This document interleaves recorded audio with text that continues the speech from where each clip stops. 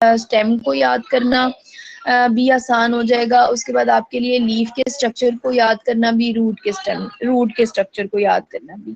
तो ये तीनों स्ट्रक्चर्स जो हैं ये एनाटॉमी में थे। मुझे लगा आप लोगों का एनाटॉमी का पोर्शन खत्म हो गया, लेकिन आज जब मैंने आउटलाइन देखी तो उसमें अभी भी कुछ पोर्शंस थे, जैसे कि स्ट्रक्चर ऑफ रूट, स्टेम और स्ट्रक्चर ऑफ लीफ हमने देखना है, उसके डेवलपमेंट भी देखनी है और उसका स्ट्रक्चर भी देखना है। फिर उसमें वेस्क्यूलर कैम्बियम का एक पोर्शन भी हमारा पड़ा है, तो ये हम करेंगे तो हमारा ये वाला जो है ना खत्म होगा।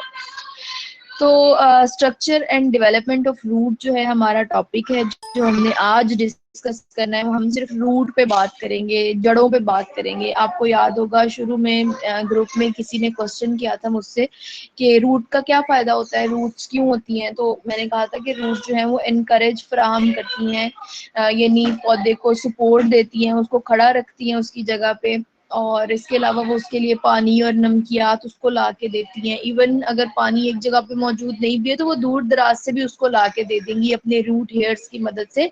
उसको अगर साथ कहीं दूर पानी मौजूद है तो वो अपने हेयर्स को एक्सटेंड करती हैं और वहां से पानी ला के अपने पौधे को दे देती हैं।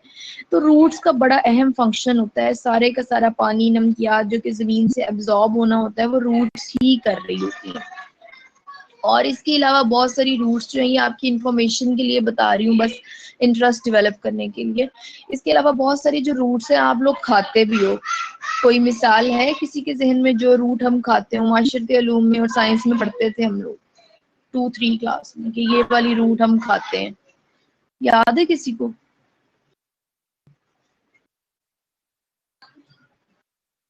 एक मिनट। अच्छा जी ठीक है सलमान, 1 मिनट हो गया।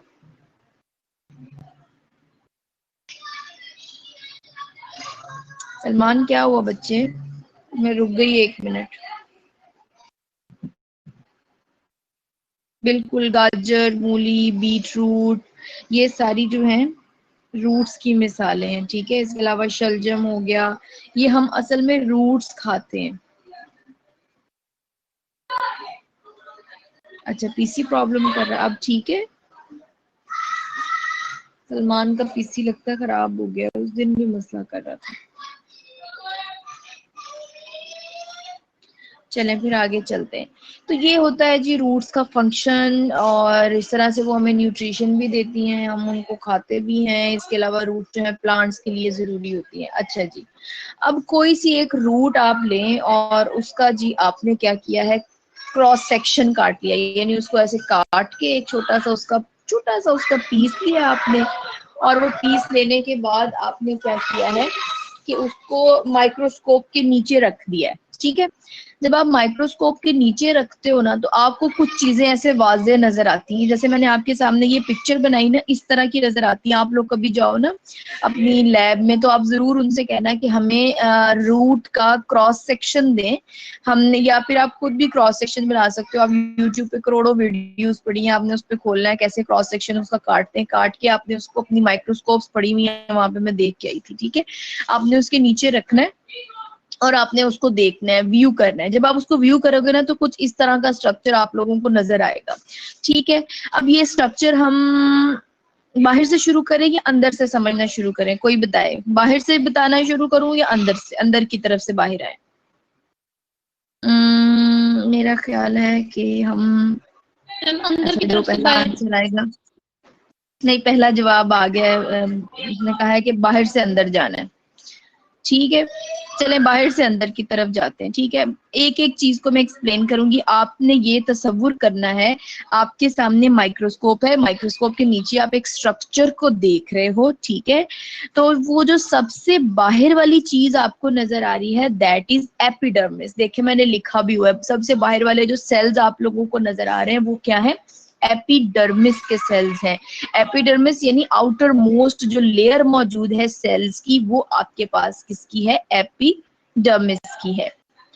देन उसके ऊपर, एपिडर्मिस के ऊपर बाहर की तरफ आप लोगों को कुछ हेयर्स नजर आ रहे होंगे, उनको हम बोलते हैं, यही एपिडर्मिस का कोई ना कोई जो सेल है वो ग्रो करके तो एक हेयर बना देता है और उसको हम बोलते हैं रूट हेयर्स। होता ये है कि एपिडर्मिस का ही कोई सेल जो है वो एक्सटेंड करके ना थोड़ा सा तो पेपिलाई बनाता है। पेपिलाई मतलब छोटा सा उभार बन जाता है। जब वो उभार बनता है तो उसके अंदर जो है न्यूक्लियस चला जाता है और उसके अंदर पता नहीं क्या क्या एक दो चीजें चली जाती है, यानी पूरा सेल बन जाता है। न्यूक्लियस वगैरह उसके अंदर जो है मूव कर जाते हैं। एक और चीज भी थी, हाँ, न्यूक्लियस और साइटोप्लाज्म जो है उसके अंदर एक्स्ट्रा माइग्रेट कर जाता है। जब उसमें माइग्रेट करता है तो रूट हेयर्स बनते हैं। ये सिर्फ इंफॉर्मेशन के लिए बता रही हूँ, लिखना भी में भी आ जाए कि रूट हेयर्स कैसे बनते हैं। तो आपने कहना है कि पेपिलाई बनता है। ये मैं पिक्चर भी आपको शेयर करूंगी, उसमें लिखा हुआ है, अभी सिर्फ समझो मेरी बात को। रूट हेयर कैसे बन गए हैं, इसके ऊपर एपिडर्मिस के ऊपर पता क्या हुआ है, कोई एक सेल है जो पेपिलाई बना, पेपिलाई के बाद उसके अंदर मूव कर गया साइटोप्लाज्म, उसके अंदर मूव कर गया न्यूक्लियस और वो रूट हेयर्स बन गए। चलें जी, बाहर वाला रूट हेयर भी हमने देख लिया। उसके अंदर की तरफ क्या है, एपिडर्मिस। ठीक है, एपिडर्मिस के अंदर की तरफ जाते हैं और अंदर जो उसके सारे मौजूद है, ये जो बड़े बड़े सेल्स आप लोगों को नजर आ रहे हैं, पैरेनकाइमा सेल्स हैं ये वाले। ठीक है, ये जो बड़े सारे सेल्स हैं ना, बड़े बड़े वाले पैरेनकाइमा टिश्यूज आप लोगों ने पढ़े थे, तो ये पैरेनकाइमा सेल्स इसके अंदर जो है वो मौजूद हैं। और ये जो पैरेनकाइमा लेयर है इसको हम कहते हैं कॉर्टेक्स। मेजर पोर्शन होता है ये रूट का और इसको हम बोलते हैं कॉर्टेक्स। लिखा हुआ नजर आ गया, इधर साइड पे लिखा हुआ है लेफ्ट, कॉर्टेक्स। चलें जी, कॉर्टेक्स की जो इनर मोस्ट लेयर है ना, यानी कॉर्टेक्स की जो अंदरूनी लेयर है, सबसे अंदर वाली जो उसकी लेयर है, उसको हम कहते हैं एंडोडर्मिस। लिखा हुआ नजर आया कहीं पे एंडोडर्मिस? ये नीचे लिखा हुआ है मैंने, ये जो बीड से बनाए हुए बारीक बारीक से। तो अगर आपसे कोई पूछे कि एंडोडर्मिस क्या होती है, तो आपने कहना है inner most layer of cortex is called endodermis. समझ आ गई? चलें जी, एंडोडर्मिस के अंदर की तरफ चलते हैं। हमने अभी तक पढ़े रूट हेयर्स, फिर हमने देखी एपिडर्मिस, फिर हमने देखा कॉर्टेक्स। कॉर्टेक्स की अंदर की तरफ हमने देखी एंडोडर्मिस। एंडोडर्मिस के अंदर जितना भी पोर्शन है 5 हिस्सों पर मुश्तमिल है। ठीक है, एंडोडर्मिस के अंदर सारा कुछ जितना भी है ना, उसको हम कहते हैं स्टील। एंडोडर्मिस के अंदर की तरफ जितनी भी चीजें हैं उनको हम बोलेंगे स्टील। और आप लोग स्टील ढूंढ रहे होंगे, मैंने यहाँ पे स्टील लिखा ही नहीं है। ठीक है, एंडोडर्मिस के अंदर की तरफ 5 हिस्सों पर मुश्तमिल पोर्शन है और वो सारे का सारा, एंडोडर्मिस के अंदर का सारे का सारा जो है ना वो स्टील है। STEL, steel. याद रखनी है मेरी ये वाली बात। ठीक है, अरे उसको हम स्टील। अब आपको इसके अंदर एक एंडोडर्मिस के अंदर की तरफ एक लेयर होती है जो कि मैंने मार्कर से बनाई है वो है पेरिसाइकिल। एंडोडर्मिस के अंदर की तरफ एक लेयर मौजूद है, मैंने मार्कर से बनाई है।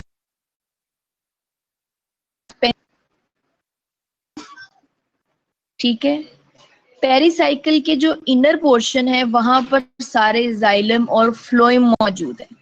जाइलम और फ्लोएम, जाइलम और फ्लोएम दोनों किस में मौजूद है, पिथ में।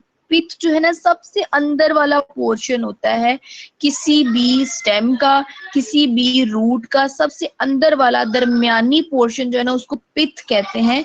और पिथ के अंदर जाइलम और फ्लोएम मौजूद होते हैं। पिथ के अंदर जाइलम और फ्लोएम मौजूद होते हैं।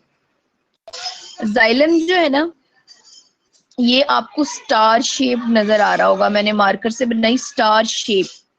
ये जाइलम है और जाइलम के बाहर की तरफ फ्लोएम मौजूद होता है। अंदर स्टार शेप में जाइलम है, जाइलम के बाहर की तरफ फ्लोएम है। ठीक है, और इन दोनों के बिटवीन कहीं पर वेस्क्यूलर कैम्बियम मौजूद है। इन दोनों के दरमियान कहीं पर पैरेनकाइमा टिश्यूज की एक लेयर होती है, उसको हम बोलते हैं वेस्क्यूलर कैम्बियम। मैं दोबारा से अब आप लोगों को बताती हूँ, ठीक है। अब हम अच्छा उसने जीआर ने कहा था कि अंदर से बाहर चले, अब हम अंदर से बाहर जाते हैं। सबसे अंदर पित्त है, पित्त के अंदर जाइलम और फ्लोएम है। जाइलम अंदर की तरफ स्टार शेप में, जाइलम के बाहर की तरफ फ्लोएम है, ठीक है। पित्त खत्म हो गई, और नहीं सॉरी अभी नहीं खत्म हुई। इन दोनों के अंदर कहीं पर, इन दोनों के बिटवीन कहीं पर एक कैम्बियम मौजूद है जिसको हम वेस्क्यूलर कैम्बियम बोलते हैं, ठीक है। चलें जी, पित्त से बाहर आते हैं। जब हम पित्त से बाहर आए तो बाहर मार्कर वाली जो लेयर मैंने बनाई हुई है दैट इज पेरीसाइकिल, जो कि सराउंड करती है किसको, जाइलम और फ्लोएम को। फिर हम पेरीसाइकिल से बाहर आए, जो बीड्स की तरह की एक लेयर मौजूद है उसको हम बोलते हैं एंडोडर्मिस। एंडोडर्मिस के अंदर का जितना भी पोर्शन है सारे का सारा, जिसमें स्टील सॉरी जिसके अंदर xylem, phloem, cambium, parenchyma tissues, पित्त, सारा कुछ जो होता है ना, वो सारे का सारा एंडोडर्मिस के बाहर निकले, वहां पर कॉर्टेक्स है, ठीक है। पैरेन्काइमा टिश्यूज और ये मेजर पोर्शन बना रहा है।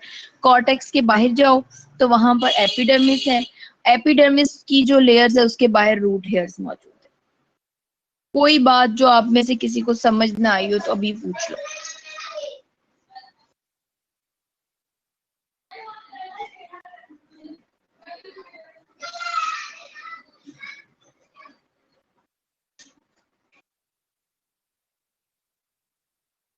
कल आप लोगों ने ये करना है कि ये जो मैंने स्ट्रक्चर बनाया है इस तरह से, या कोई भी आप लोग स्ट्रक्चर क्रॉस सेक्शन का निकाल के ना, structure of root cross section वहां से नेट से निकाल के, जिसमें ये वाले सारे पोर्शंस जो हैं पता चल रहे हो, तो वो आप लोगों ने ना बनाने हैं, ठीक है। ताकि आप लोगों को कभी भी ये नहीं भूले, बना के आप लोगों ने कल मुझे ग्रुप में सेंड कर देना, ठीक है। ताकि आप लोगों के हाथ से एक दफा बनी होगी तो आप लोगों को समझ आ जाएगी कि ये बात जो है इस तरह से है। जब ये याद हो जाएगा तो आप लोगों को पूरा स्ट्रक्चर ऑफ रूट याद करना बिल्कुल भी मुश्किल नहीं है। चलो अब मैं शुरू करती हूँ, देखना आप लोगों को कितना आसान लगेगा। अच्छा जी, चलें जी। रूट है, रूट अंडरग्राउंड पोर्शन होता है। इसका काम क्या है जी, एनकरेज करना है, एब्जॉर्बेंस करना है। ये मैं पहले ही बता चुकी हूँ। बहुत सारी रूट्स को हम खाने के लिए भी इस्तेमाल करते हैं, ये किताब में नहीं लिखा हुआ, लिखना तो चाहिए था। इसके अलावा जी हाँ, इसके अंदर एक बात बतानी थी आपको, रूट के अंदर के जो रूट स्ट्रक्चर होता है ऑलमोस्ट यूनिफॉर्म होता है थ्रू आउट इट्स लेंथ, एक ही जैसा स्ट्रक्चर चल रहा होता है, कहीं ना कहीं डिफरेंस भी आ जाता है। दो तरह की रूट्स हो सकती हैं, एक टैप रूट होती है। टैप रूट को ना प्राइमरी रूट भी कहते हैं, याद रखना। टैप रूट या प्राइमरी रूट एक ही बात है। टैप रूट या प्राइमरी रूट एक ही बात है। और दूसरी तरह की रूट्स होती है एडवेंटिशियस रूट्स। जो टैप रूट्स होती हैं वो बनती हैं एम्ब्रियो से अराइज होती हैं, ठीक है।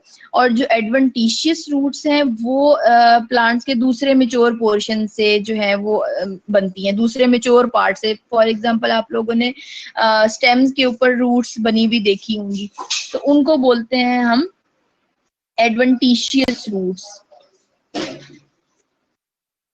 टैप रूट्स जो कि एम्ब्रियो से बनती हैं, एडवेंटिशियस रूट्स जो कि उसके दूसरे develops from other mature portions, या आप कह सकते हो adventitious roots develops from other mature tissues of plant like stem etcetera, ठीक है जी। अब रूट के अंदर अगर हम उसका क्रॉस सेक्शन काट के देखें तो 3 सिस्टम्स नजर आते हैं आपको, 3 डिस्टिंक्ट टिश्यूज नजर आते हैं, टिश्यू के सिस्टम्स पूरे पूरे नजर आते हैं। एक आपको नजर आता है एपिडर्मल, जो अभी आप लोगों ने देखा सबसे बाहर। सेकंड कॉर्टेक्स का पूरा निजाम, एंड थर्ड जो है वेस्क्यूलर टिश्यूज का। 3 हिस्सों पर ये मुश्तमिल है अगर आप इसका क्रॉस सेक्शन काट के देखो। अब तो आप लोगों को बड़ा क्लियर होगा, ये एपिडर्मल पोर्शन, कॉर्टेक्स पोर्शन और वेस्क्यूलर पोर्शन। अच्छा जी, एपिडर्मिस के बारे में अगर हम बात शुरू करते हैं सबसे पहले, तो एपिडर्मिस का काम क्या है मैं ये पहले हम सिर्फ देखे थे ना, स्ट्रक्चर्स देखे थे, अब हम इनके फंक्शंस भी देखेंगे। गौर से तो सुनना एपिडर्मिस का क्या काम है, ठीक है। एपिडर्मिस जो है वो एब्जॉर्प्शन करती है पानी की और मिनरल्स की। इसके ऊपर रूट हेयर्स होते हैं, रूट हेयर्स की मदद से ये जो है एब्जॉर्प्शन का अमल करती है, और बाज़ औक़ात पानी किसी जगह पे मौजूद नहीं होता तो इसके रूट हेयर जो एक्सटेंड करके दूर दराज से जमीन के निचले हिस्सों से भी इवन इसको पानी ला कर देते हैं, सिर्फ किसकी मदद से, रूट हेयर्स की मदद से। ठीक है, रूट हेयर्स कैसे बनते हैं? रूट हेयर्स बनने का ये तरीका होता है कि एक स्मॉल पेपिला बनता है आउटर वॉल के ऊपर, उसके अंदर जो है साइटोप्लाज्म और न्यूक्लियस चले जाते हैं, और वो पेपिला ग्रो करके मैक्सिमम साइज का हो जाता है। जब वो मैक्सिमम साइज का हो जाता है तो वो रिजिड हो जाता है, सख्त हो जाता है, सख्त हो जाता है, सख्त कह रही हूँ, सख्त हो जाता है। जब वो सख्त हो जाता है तो वो फिर जो है रूट हेयर कहलाता है, उसके ऊपर कुछ डेपोजिशंस भी होती हैं। तो ये था रूट हेयर के बनने का अमल। ये थी एपिडर्मिस। एपिडर्मिस का काम क्या था? एब्जॉर्प्शन करना, एब्जॉर्प्टिव सरफेस फराहम करना और अपने ऊपर रूट हेयर्स बनाना। बस जी ये इसका काम है। रूट हेयर्स होते क्या हैं? ये ट्यूब्यूलर एक्सटेंशंस होती हैं वॉल में, ट्यूब की तरह की extensions, tubular extensions of the outer wall of the epidermal cells. तो अब ये वाली बात तो मैंने पहले ही बता दी हुई है, मेन स्टोरी तो आप लोगों को सबको पता है। ठीक हो गया, चले जी आगे जाते हैं। हमने देख लिया एब्जॉर्प्शन करते हैं, हमने देख लिया इस पे रूट हेयर्स होते हैं। हाँ, क्यूटिकल की बात नहीं की मैंने एपिडर्मिस में। बाज़ औक़ात एपिडर्मल सेल्स के बाहर की तरफ क्यूटिकल की एक लेयर भी बन जाती है। ये आप लोगों को वैसे टिश्यूज के ऊपर मुश्तमिल होता है। एंड फिर मैंने आपको बताया उसकी सबसे अंदर वाली जो वॉल है उसको हम क्या बोलते हैं? एंडोडर्मिस बोलते हैं। It's inner most layer is called endodermis. ये भी आपने इसी के अंदर लिखना है। जब ये लिख रहे हो ना आप, यानी फॉर एग्जांपल पेपर में आ गया आप लोगों को कॉर्टेक्स, आप कॉर्टेक्स लिख रहे हो, आपने बात यहाँ से शुरू करनी है। The root cortex composed of parenchyma cells, its inner most layer is called endodermis. आप लोगों को तो पता ही है ना कि वो एंडोडर्मिस है। फिर आप लोग कहोगे एंडोडर्मिस सराउंड द स्टील। अब ये भी बात पता है आप लोगों को ना, endodermis surround the stele. Then फिर उसके बाद आप ये कहोगे कि ओल्डर रूट्स जो है ना उनके, हाँ अच्छा एक और बात, एक मैं इंटरेस्टिंग सा फैक्ट आपको बता दूं कि हम कहते हैं कि कॉर्टेक्स के अंदर ना पैरेन्काइमा टिश्यूज मौजूद होते हैं, लेकिन कुछ जो ओल्ड प्लांट्स है ना, यानी जो जरा बूढ़े हो जाते हैं, उनके अंदर जो है दूसरे टिश्यूज भी मौजूद हो सकते हैं, जैसे कि कोलन काइमा और सक्लेरन काइमा भी जो बूढ़े हो जाते हैं, जरा ओल्ड रूट्स जो होती हैं, उनके अंदर कोलन काइमा और सक्लेरन काइमा सेल्स भी मौजूद हो सकते हैं कॉर्टेक्स में। इसके अलावा उनके अंदर इंटरसेलुलर स्पेसिस भी मौजूद होती हैं। यहाँ पर कॉर्टेक्स के अंदर ना इंटरसेलुलर स्पेसिस भी मौजूद होती हैं। देन मैंने अगला पॉइंट लिखा हुआ है, they have starch but lack the chloroplast. ये जो के अंदर कॉर्टेक्स के टिश्यूज के अंदर, पैरेन्काइमा टिश्यूज के अंदर स्टार्च मौजूद होती है, और स्टार्च का फंक्शन बताने की तो जरूरत नहीं है आप लोगों को। अच्छा आपका नहीं, आप लोगों का नहीं है स्टार्च वाला, आपका है? नहीं, ज़ूलॉजी वालों का है। अच्छा, मे बी आप लोगों को भी हो। चलो मैं बता देती हूँ। इनके अंदर ना, इनके सेल्स के अंदर स्टार्च मौजूद होती है, और स्टार्च का क्या काम होता है कि वो स्टोरेज करती है, यानी फूड की स्टोरेज करती है पौधे में, हैव स्टार्च। ठीक है, लेकिन पास इन टिश्यू अंदर क्लोरोप्लास्ट कम मौजूद होता है, दे लैक क्लोरोप्लास्ट। ठीक है, और हाँ एक्सोडर्मिस यहाँ मैंने आप लोगों को बताना था, जो कि मैंने आपको मेंशन नहीं किया इसके ऊपर, क्योंकि मैंने इसको ना ज्यादा जो आपको स्ट्रक्चर बना के दिखाया ना उसको मैंने ज्यादा कॉम्प्लिकेट नहीं किया ताकि आप लोगों को याद रहे उसकी मेन चीजें। तो यहाँ पर ना एक्सोडर्मिस भी मौजूद होती है। अब एक्सोडर्मिस कैसे बनती है? होता ये है कि ये एक या एक से ज्यादा जो लेयर्स है ना कॉर्टेक्स की, एपिडर्मिस के बिल्कुल नीचे की तरफ, एपिडर्मिस के बिल्कुल नीचे की तरफ जो कॉर्टेक्स की एक या एक से ज्यादा लेयर्स हैं वो थिक हो जाती हैं, और वो थिक होके एक्सोडर्मिस बना लेती हैं। यानी आप समझ लें कि ये जो मैंने एपिडर्मिस एक्सप्लेन किया था, इसके बिल्कुल नीचे की तरफ बिल्कुल साथ साथ एक्सोडर्मिस भी मौजूद हो सकती है। और वो बनती कैसे है कि आप इसकी डेफिनेशन इस तरह से लिखोगे, one or more layers of cortex below the epidermis become thick and form exodermis। और एक्सोडर्मिस का क्या काम होता है? ये प्रोटेक्टिव लेयर होती है।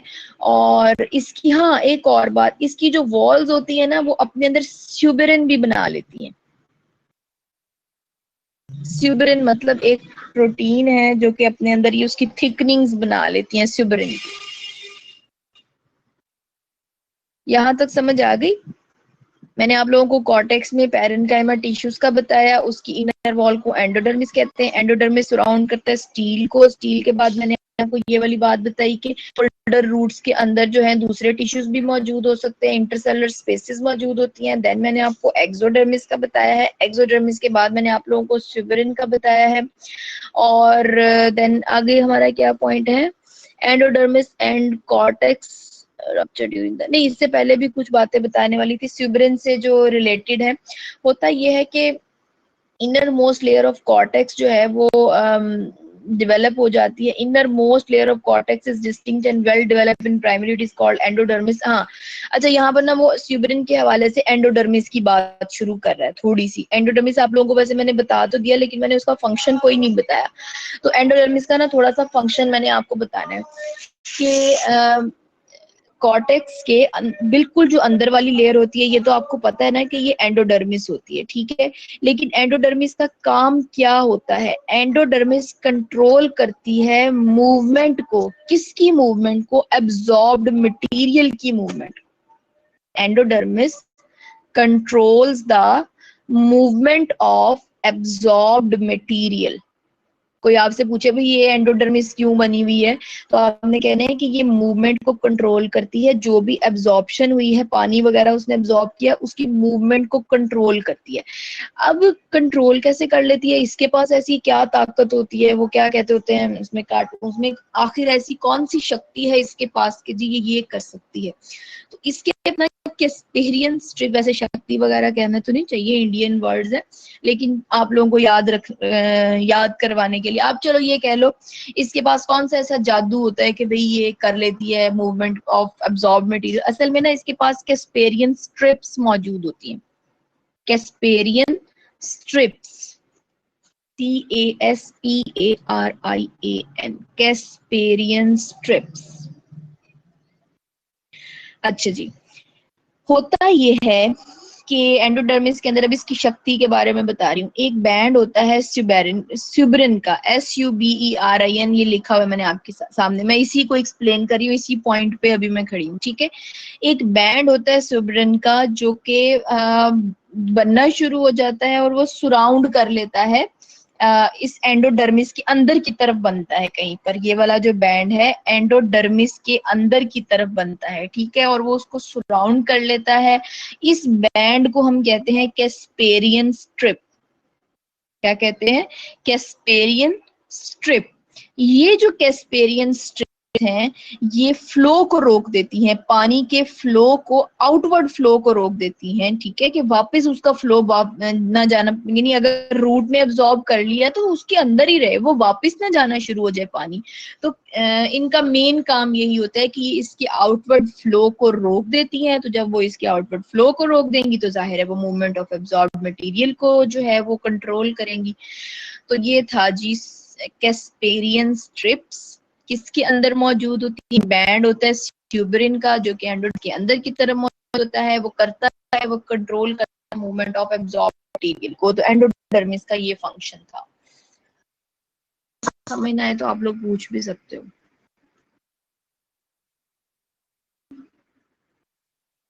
सेकेंडरी ग्रोथ हो रही होती है ना, तो ये जो एंडोडर्मिस है ये भी रप्चर हो जाता है, और जो कॉर्टेक्स है ये भी सारे सेल्स जो हैं ये रप्चर हो जाते हैं, फट जाते हैं। रप्चर मतलब फट जाते हैं। जब सेकेंडरी ग्रोथ होती है तो ये खत्म हो जाते हैं, फट जाते हैं। ठीक हो गया जी, आगे चले। हमने जो है मेन 3 पोर्शंस देख लिए हैं जो रूट के थे। हमने जी उसका एपिडर्मिस भी देख लिया, हमने उसका कॉर्टेक्स भी देख लिया, हमने उसका वेस्क्यूलर टिश्यूज भी नहीं सॉरी हमने उसके 2 पोर्शंस देख लिए हैं। एपिडर्मिस देखा है हमने उसका कॉर्टेक्स देखा है, सारे लिए हुए, लेकिन अब हम उसकी एक्सप्लेनेशन। चलें जी, तीसरे पोर्शन को देखने की तरफ जाते हैं, वेस्क्यूलर टिश्यूज का। वेस्क्यूलर टिश्यूज पे वो भी थी, प्रेजेंटेशन भी है, सामा देंगे, देखूं ऑनलाइन है कि नहीं भाई। वो तो फॉर्म द स्टील, स्टील की डेफिनेशन कोई पूछ ले तो आपको पता होगी, आपका कॉन्सेप्ट ही जब क्लियर होगा तो आपको पता ही होनी है। आपने कहना है the whole region inner to the endodermis form the stele. बच्चों आप लोग मुझे सुन रहे हो ना? ऐवी तो नहीं मैं बोली जा रही? जी सुन रहे हैं। ओके ओके, समझ भी आ रही है? जी मैम मैम बहुत अच्छे से समझ आ रही है। Good good. अच्छा जी, मैं बात करी थी, हाँ जी, पैकेज नहीं होगा उसका। अच्छा, ये बड़ा इशू है जो ऑनलाइन क्लासेस है ना, इतने महंगे पैकेजेस हैं, बच्चे बेचारे किस तरह इतने ज्यादा पैकेजेस जो है वो अफोर्ड करें। ये बात नहीं समझते हमारी। इनको चाहिए था सारे स्टूडेंट्स को फिर फ्री इंटरनेट की सहूलत भी देते। और हाँ, फी भी नहीं छोड़ रहे। फी में ही थोड़ा सा इनको दे देना चाहिए रिलैक्सेशन बच्चों को, कि चलें इतनी जो फी है ना, ये फी हम आपसे नहीं लेंगे, ये वाली फी जो है इसकी आप लोग अपने नेट पैकेजेस करवा लें, फ्री नेट कोड। नहीं फ्री, अब इतना इन लोगों को बताओ जो स्टूडेंट्स हैं, इनको समझाओ। अगर ऐसा कोई नेट कोड होता है जो कि फ्री होता है तो वो इन बच्चों को बताओ। अच्छा जी, हम क्या पढ़े थे, वापिस आ जाते हैं। हम लोग जब ऑनलाइन क्लासेस लेते थे ना, हमें इतना गुस्सा आता था कि ये क्या मुसीबत है ना, हमें इतने इतने पैकेजेस करने पड़ते हैं, फिर जाके बाज़-औक़ात टीचर्स कह देते थे नहीं हमने तो आज क्लास नहीं लेनी, हमने पैकेज कर लेना। और टीचर्स ने कहना नहीं हमने तो आज क्लास नहीं लेनी, हमने तो फलां टाइम लेनी है। अब हमने वो वाला नेट पैकेज किया हुआ होता था, तो हमने अब बस आपस में बात करनी, टीचर्स को तो बंदा कुछ नहीं कहता, हमने आपस में कहना कि ये देखो जी हमारे साथ क्या हो रहा है। हाँ लेकिन सलमान, ये जो जैज वाला आप बता रहे हो ना, ये अच्छा चलता नहीं है बाद में। स्टार ट्रिपल टेट्रा 5 हैश मिला के ये बाद में अच्छा नहीं मिलता। किसी किसी की किस्मत में है, हाँ ये किसी किसी की किस्मत में ही होता है। लो जी, सलमान साहब की किस्मत बहुत अच्छी है, वो चला रहे हैं बिलाल। हमारा तो नहीं चलता ये स्टार 5555 हैश। चलें जी, आप फारिग वक्त में सारे लोग ना सलमान से कांटेक्ट कीजिएगा, ये आपको अच्छे नेट पैकेजेस बताएंगे।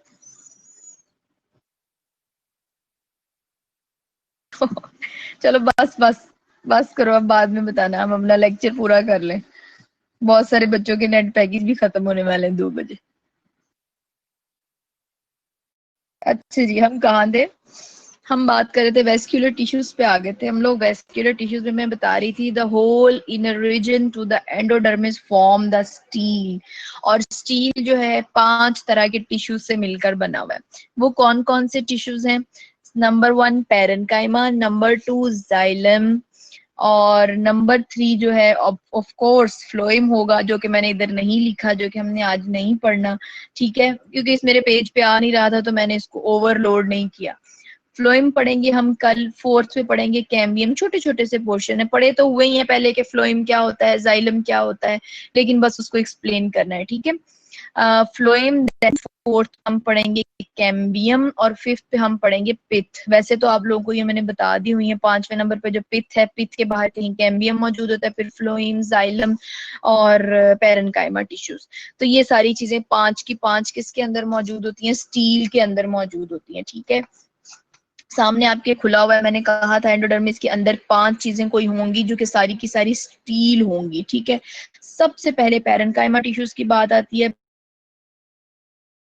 मोस्ट लेयर है, यानी outer most part of steel कह लो आप। हाँ, आप कहोगे outer most part of steel जो है ना, उसके अंदर एक या एक से ज्यादा लेयर्स पेरेन्काइमा सेल्स की मौजूद होती हैं, जो कि मैंने डायग्राम में नहीं बनाई हुई, ठीक है। मैंने बस कह दिया है कि अंदर स्टील है, लेकिन अगर आप गौर करो तो मैंने ये जरा जरा सा खाली पोर्शन छोड़ा हुआ है।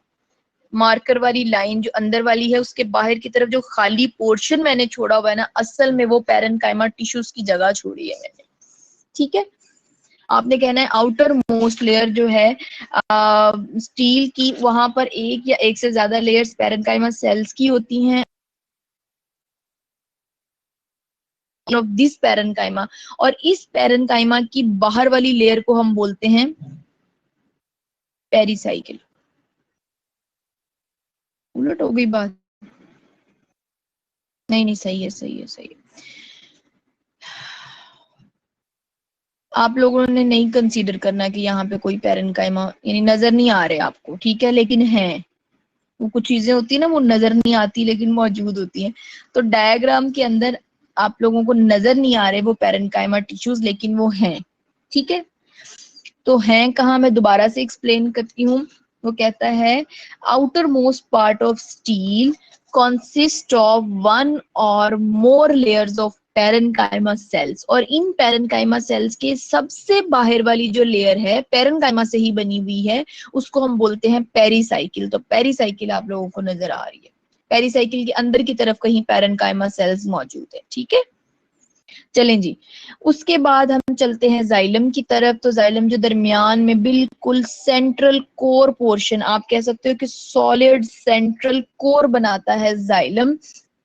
और ये जो है इसके जो, हाँ यहाँ पर एक बात जो आप लोगों को बताने वाली है, इसके जो आउटर मार्जिन्स है ना, देखे मैंने सेकंड पॉइंट यही लिखा है। पहले वाला पॉइंट है सॉलिड सेंट्रल कोर बनाता है, सेकंड पॉइंट ये है कि आउटर मार्जिन्स हैज रिजिस,